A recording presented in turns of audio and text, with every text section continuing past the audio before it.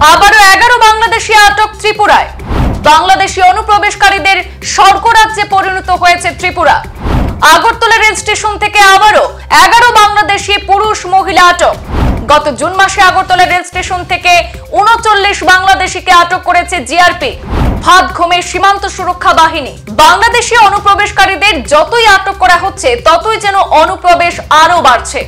Agartala rail স্টেশনে প্রায় প্রতিদিন দলে দলে বাংলাদেশি আটক হচ্ছে, তা সত্ত্বেও অবৈধ অনুপ্রবেশ বন্ধ হচ্ছে না। রবিবার শিশু, যুবা, মহিলা সহ 11 জন বাংলাদেশি অনুপ্রবেশকারীকে আগরতলা রেল স্টেশন থেকে আটক করেছে রেল পুলিশ। আজ তাদেরকে আদালতে তোলা হয়েছে বলে জানানো হয়েছে। আগরতলা জিআরপি থানার ওসি তাপস দাস এই খবর জানিয়েছেন। গোপন সূত্রের খবরের ভিত্তিতে অভিযান চালিয়ে আগরতলা রেল স্টেশন চত্বর থেকে 11 অবৈধ অনুপ্রবেশকারীদেরকে আটক করা হয়।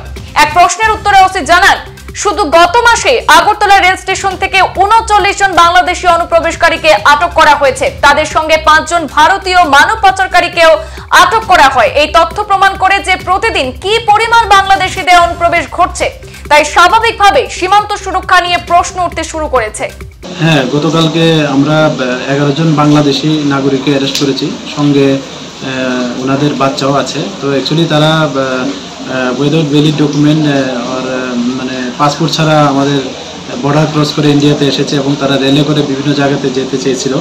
তো এই পারপাসে আমরা গতকালকে আমাদের আগরতলা জিআরপি থানাতে একটা মামলা নিয়েছি ওদের বিরুদ্ধে।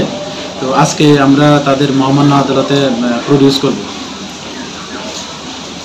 আর গত মাসে কতজন বাংলাদেশিকে আপনারা আটক করেছেন? এর মধ্যে কতজন বাচ্চা, কতজন? অ্যাকচুয়ালি গত মাসে আমরা 39 জন বাংলাদেশি নাগরিককে অ্যারেস্ট করা হয়েছে এবং সঙ্গে ওদের 5 জন বাচ্চাও আছে। আর যারা মানব পাচারকারী এবং ইন্ডিয়ান টাউট আমরা ওই গত মাসে 5 জনকে অ্যারেস্ট করেছি।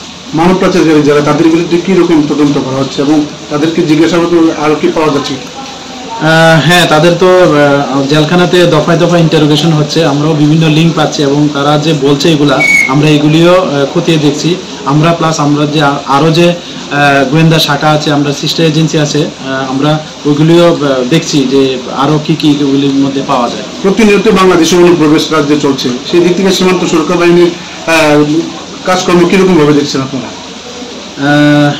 হ্যাঁ, এটা তো ঠিক, বাংলাদেশি নাগরিক তো আসছে, তো নিশ্চয়ই যারা কনসার্ন দপ্তর এটা নিয়ে ওয়াকিবহাল এবং এটা নিয়ে নিশ্চয়ই তারা ভাবছে এবং দেখছে। অবশ্যই সেই বিষয়ে কি ঊর্ধ্বতন কর্তৃপক্ষকে জানানো হয়েছে? হ্যাঁ, জানানো হয়েছে এবং জানেও তারা, এবং এই বিষয়গুলো তারাও দেখছে এবং ফিজিক্যালিও ভিজিট করছে বিভিন্ন স্পটগুলো যেগুলিতে বিভিন্ন সমস্যা থাকতে পারে, বা তাদের কাছেও অনেক খবরাখবর আছে, তারা এগুলি দেখছে। সংবাদ এই পর্যন্তই। পরবর্তী অন্যান্য আপডেট পেতে সাথে থাকুন। ধন্যবাদ।